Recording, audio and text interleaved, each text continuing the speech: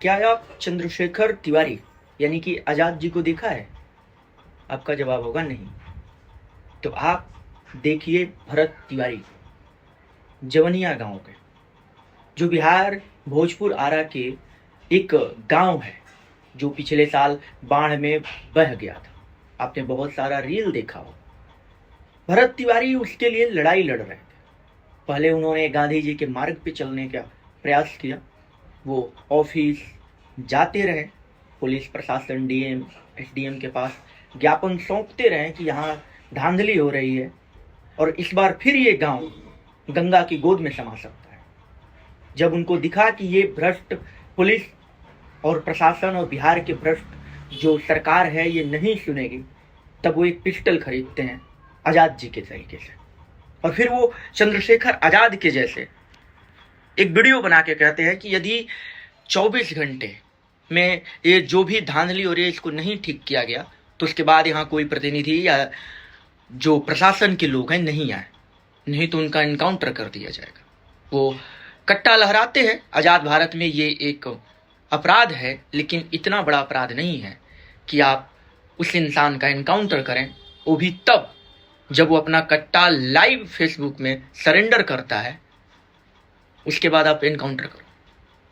फिर वो लाइव आते हैं। एसटीएफ जो बिहार की एसटीएफ है, आदरणीय सम्राट चौधरी की जो पुलिस फोर्स है, जिससे पटना हॉस्टल कांड जो नीट की छात्रा थे जिसका रेप हुआ वो नहीं संभला, सारण में एक बच्ची का रेप हुआ वो इनसे नहीं संभला, मधेपुरा में एक रेप हुआ, उसके बाद से वैशाली में रेप हुआ वो नहीं संभला, बड़े बड़े क्रिमिनल इनके मंत्री बने बैठे हुए हैं वो नहीं संभला।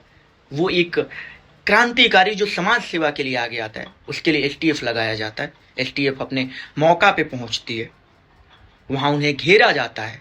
लाइव में वो कहते हैं तिवारी जी कि मैं हथियार सरेंडर करता हूं, लेकिन मेरे साथ कोई छल हुआ और जब मैं बाहर आया या बच गया तो मैं इस छल का बदला जरूर।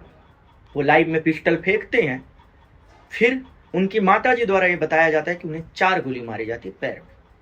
5वीं गोली एसटीएफ अपने गाड़ी में भरने के बाद एब्डोमेन में मारती है। उसके बाद उनको जहर दिया जाता है और जहर देने के बाद उनको मार दिया जाता है। जब प्रशासन के विरोध में कल वहाँ की जनता जवनिया गांव की जब प्रदर्शन कर रही होती है, उसके बाद भी बिहार पुलिस, जिसको मैं नामर्द तरीके से कहता हूँ, वो उन पे भी गोलियां चार्ज करते हैं।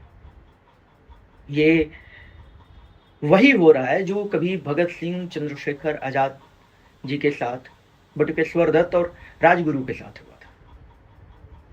अब आप सोच रहे होंगे कि मैं शुरू में चंद्रशेखर तिवारी क्यों बोला।